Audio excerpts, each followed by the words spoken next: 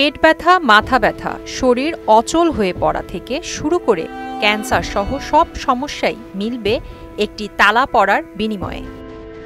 সমস্যা যতই থাকুক না কেন, পারভেজ কবিরাজের কাছ থেকে তালা কিংবা পানি পড়া নিয়ে ব্যবহার করলে থাকবে না কোনো সমস্যাই, মিলবে সমাধান।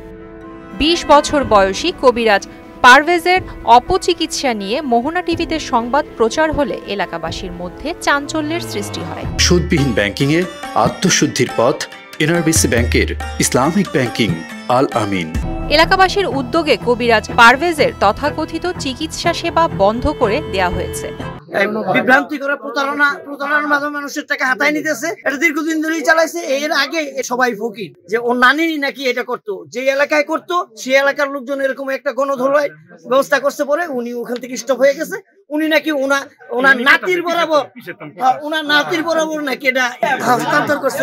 অনেকদিন যাবত এই ফকির বন্ধ করার জন্য অনেকবার বলা হয়েছে, আর ওর ভুয়া জিনিস এগুলো প্রচার হয়েছে আস্তে আস্তে। হতে মানুষ যারা ফকিরের থেকে আইসা চলে যায়, এগুলো টাকা নিয়ে কাজ হয় না, এগুলো দিয়া।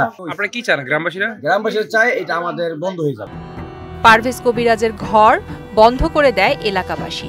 এরপর বিষয়টি বুঝতে পেরে এখন পর্যন্ত কেউ মুন্সিগঞ্জের টঙ্গিবাড়ি উপজেলার কে শিমুলিয়া ইউনিয়নের ধামরন গ্রামে আব্দুল খালেকের বাড়িতে চিকিৎসা নিতে আসেনি। যে কোনো রোগ সেরে যাচ্ছে কবিরাজের স্বজনদের এমন অপপ্রচারে বিভ্রান্ত লোকজন পারভেজের বাড়িতে ভিড় করতেন। কবিরাজ সকাল বিকেল পালা করে ঝাড়ফুঁক সহ নানা পদ্ধতিতে নানা রোগে আক্রান্ত ব্যক্তিদের অপচিকিৎসা দিতেন। স্থানীয়রা জানান তার বিভিন্ন এলাকায় দালাল ঠিক করা ছিল, তাদের মাধ্যমে সব রোগের চিকিৎসার কথা প্রচার চালানো হতো। বিভিন্ন রোগীপত্র দেয়, কয় ওটা ভালো করি, এটা ভালো করি, কেউ ভালো হয়, কেউ ভালো না। নিজের অবস্থানে ঠিক আছে বলে মনে করেন ভণ্ড কবিরাজ পারভেজ। 10 বছর ধরে করতেছি, তো ওরকম কি ওর এখনো কোনো ক্ষতি বা কোনো কিছু করি নাই যে আমার পিছনে এরকম যে কথা বুঝছেন।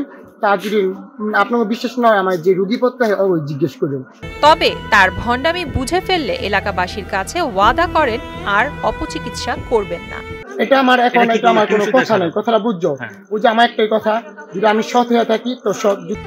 এলাকাবাসীর এমন উদ্যোগকে সাধুবাদ জানিয়ে টঙ্গিবাড়ি উপজেলা স্বাস্থ্য কমপ্লেক্সের চিকিৎসা কর্মকর্তা ডাক্তার প্রণয় মান্না দাস বলেন, এগুলো গড়ে না উঠে এগুলোর ব্যাপারে দেখতে হবে। আর যদি কোনো এরকম তথ্য থাকে আপনাদের এবং আমাদের স্বাস্থ্য প্রশাসন বা প্রশাসনকে জানাইলে আমরা প্রয়োজনীয় যে বিধি মোতাবেক ব্যবস্থা গ্রহণ করতে পারবো আর কি। আবারও যেন এই কবিরাজ এমন অপচিকিৎসা চালু না করে সে ব্যাপারে সতর্ক আছেন তারা। প্রিয়াঙ্কা নিতু, মোহনা ডিজিটাল।